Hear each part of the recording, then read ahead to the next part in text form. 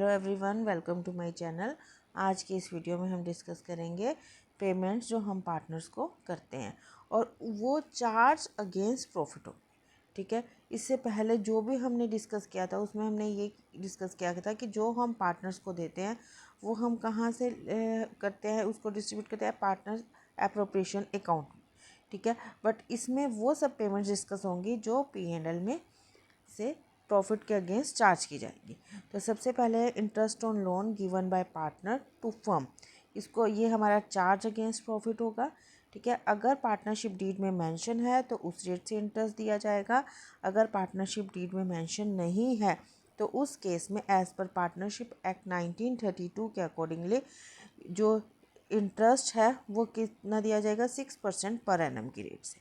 ठीक है, तो सबसे पहले तो इंटरेस्ट अलाउ की entry, interest on loan account debit to loan by partner. सबसे पहले हम इंटरेस्ट अलाउ कर रहे हैं, देन पेमेंट कर रहे हैं। पेमेंट की एंट्री होगी loan by partner account debit to cash और बैंक। और अगर कोई किसी ईयर का इंटरेस्ट आउटस्टैंडिंग है और हमने पे नहीं किया, जब भी हम उसको पे करेंगे तो उसकी एंट्री होगी outstanding interest account debit to cash और बैंक।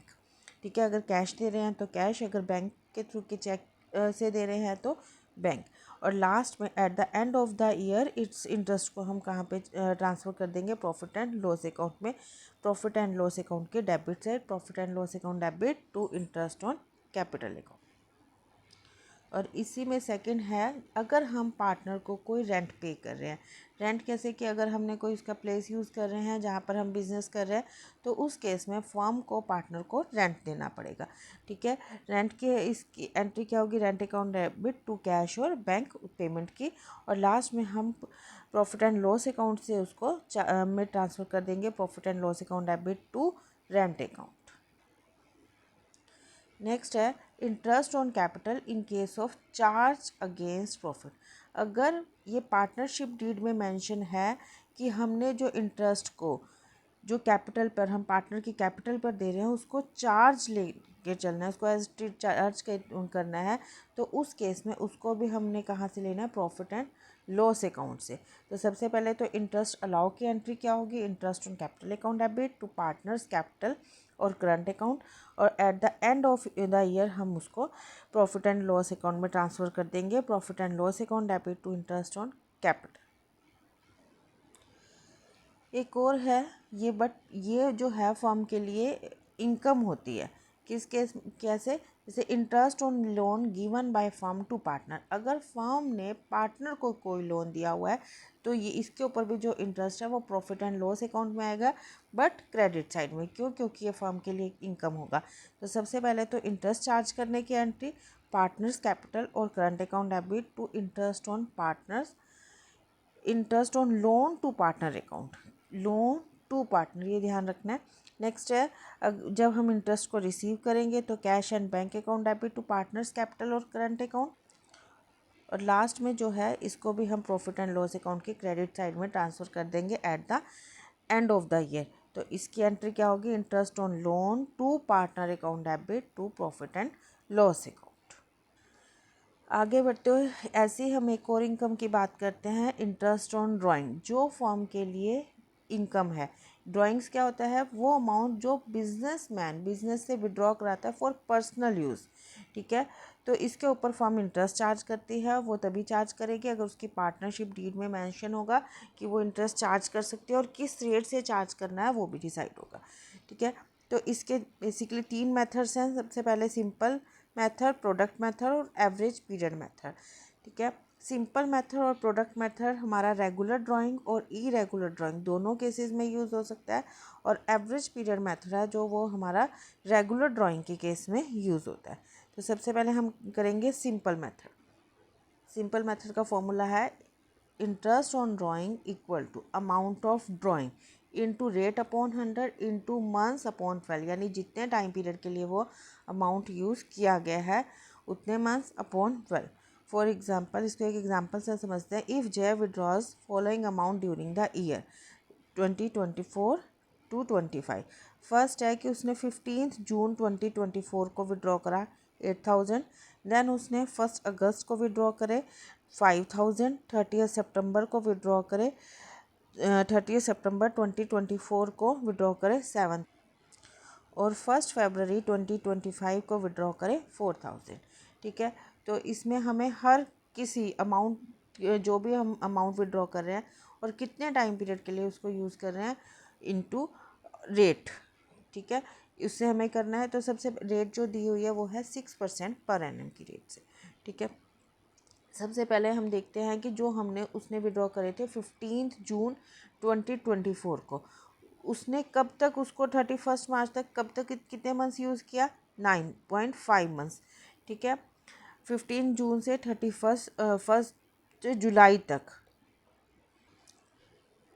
सबसे पहले 15 जून से 1 जुलाई तक हाफ मंथ, देन 1 जुलाई से 31 मार्च तक काउंट करेंगे हम इसको। ये हमारे होंगे 9 मंथ, जुलाई अगस्त सितंबर अक्टूबर नवंबर दिसंबर जनवरी फरवरी मार्च। तो हम 8000 को जो यूज़ किया उसने वो 9.5 मंथ्स यूज़ किया। ठीक है, रेट दी हुई है 6% पर एनम की रेट से। 8000 इंटू 6/100 इंटू 9.5/12, तो इससे इंटरेस्ट हमारा आया 380। देन 1 अगस्त को उसने विड्रॉ करे थे 5000 और उसको यूज़ किया उसने 8 मंथ्स के लिए। ठीक है, अगस्त सितंबर अक्टूबर नवंबर दिसंबर जनवरी फरवरी और मार्च, यानी 31 मार्च तक।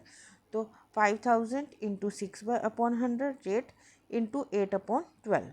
नेक्स्ट है, इससे जो कैलकुलेट करके आया इंटरेस्ट आया 200 रुपीज़। नेक्स्ट 30 सितंबर को करे थे इसलिए सितंबर इंक्लूड नहीं करेंगे, हम अक्टूबर से काउंट करेंगे 7000। ठीक है, अक्टूबर नवंबर दिसंबर जनवरी फरवरी मार्च 6 मंथ्स के लिए 7000 इंटू 6/100 इंटू 6/12 और ये हमारा इंटरेस्ट कैलकुलेट करके आया 210। और लास्ट जो उसने 1 फरवरी को करे थे, तो जो 1 फरवरी को करे थे तो वो सिर्फ 2 मंथ्स के लिए यूज़ कर रहे फरवरी और मार्च।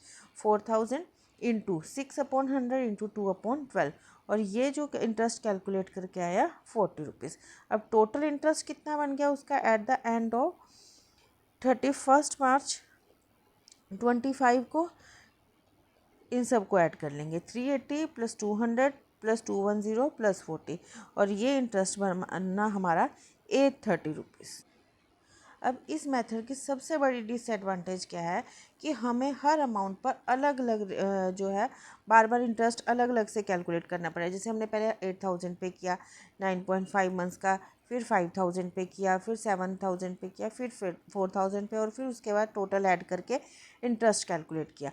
बट अगर हम इसी को प्रोडक्ट मेथड से करें तो उसमें हमारी जो कैलकुलेशन है वो कम हो जाती है। उसको हम देखते हैं कैसे करेंगे। प्रोडक्ट मेथड में सबसे पहले डेट अमाउंट पीरियड जितने टाइम पीरियड के लिए उसने उसको यूज़ किया और देन हम कैलकुलेट करेंगे प्रोडक्ट। तो सबसे पहले उसने 15 जून 2024 को विड्रॉ कराया था 8000। कितने मंथ्स उसने यूज़ किया था 9.5 मंथ्स। तो 8000 इंटू 9.5 ये आया हमारा 7000। ठीक है, ऐसे ही 1 अगस्त को 5000 8 मंथ्स यूज़ किया 40000। 30 सितंबर को 7000 इंटू 6 42,000। 1 फेब को 4000 इंटू 2 मंथ्स 8000। अब इस प्रोडक्ट का हम टोटल कर लेंगे। टोटल प्रोडक्ट आ गई हमारे पास 1,66,000। तो इंटरेस्ट ऑन ड्राइंग कैसे कैलकुलेट होगा, इसके लिए फॉर्मूला है total product into rate upon 100 into 1/12। यहाँ पर थोड़ा सा चेंज है। ठीक है, इसमें हमने क्या करना है टोटल प्रोडक्ट इंटू रेट वो गिवन थी उसमें 6% की रेट से और यहाँ पर 1/12 कर देना है। ठीक है, दोनों में इंटरेस्ट सेम आएगा 1,66,000 इंटू 6/100 इंटू 1/12 और उसको भी कैलकुलेट करके आएगा हमारा 830 रुपीज़। ठीक है, तो जो पहले था उसमें भी 830। ठीक है, इसमें हमारी कैलकुलेशन इजी होगी, हमें बार बार इंटरेस्ट नहीं कैलकुलेट करना पड़ा। हम टोटल प्रोडक्ट करके और एक ही बार हम उसने उस पर फॉर्मूला लगा। आज की वीडियो में बस इतना ही। हम कल जो करेंगे नेक्स्ट वीडियो में उसमें हम एवरेज पीरियड मेथड से रेगुलर ड्राइंग्स के केस में इंटरेस्ट कैलकुलेट करेंगे। Thank you.